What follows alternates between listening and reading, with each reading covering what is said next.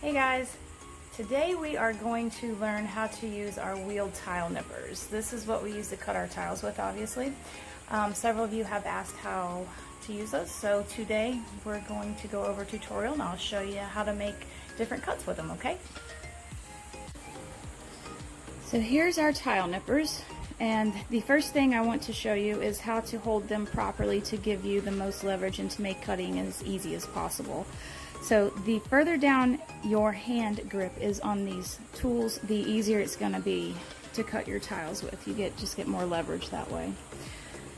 So when our tiles are smooth on one side, they're going to be textured on the other. So when you cut them, it doesn't matter if the smooth side is up or the textured side is up. However, it does matter when you glue your tiles down. You want to make sure that textured side is down and the smooth side is up. Otherwise, grout gets stuck in all of those grooves right there. All right. So the first thing we're going to do is just make a simple cut down the middle, and I'm going to put this tile as close as I can in between these wheels. Since I am left-handed, my wheels are going to face my right hand. If you are right-handed, your wheels would be facing your left hand. So I'm going to take my right hand and cup it around my tool here, and I'm going to catch my tiles as they break in half. And I'm just going to simply give it a squeeze.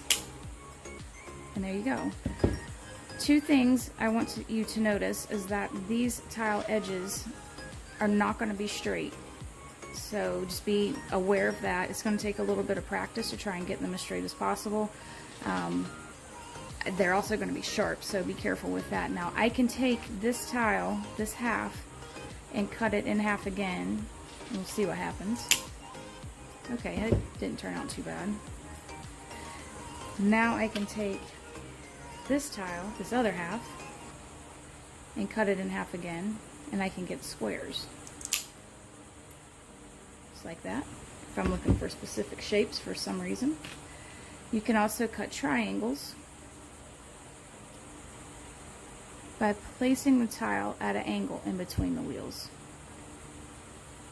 Okay, again I'm going to take my right hand, cup it around, and squeeze.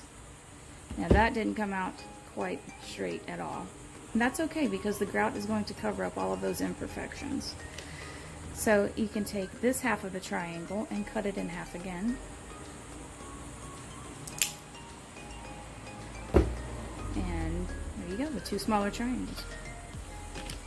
Now, my personal preference when I cut my tiles is to cut random size shapes. And I'll cut a tile 3 times, which will give me 4 pieces. So 1, 2, and 3. No rhyme or reason. Then I'll cut a tile twice. 1 and 2. Okay, so now I have these nice random shapes.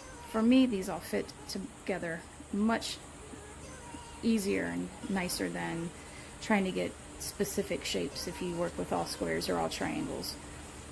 Once you get a little bit more knowledgeable about how to place your pieces together, then I would suggest that you could use specific size shapes if you want to.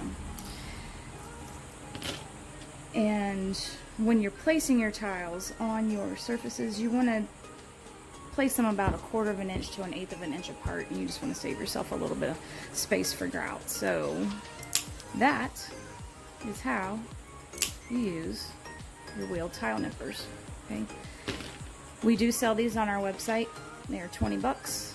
They are extra if you buy a kit. I suggest that you get one of these because our tiles do come in these 1-inch squares. All right, if you have any questions, please email me, beachlifemosaics.com.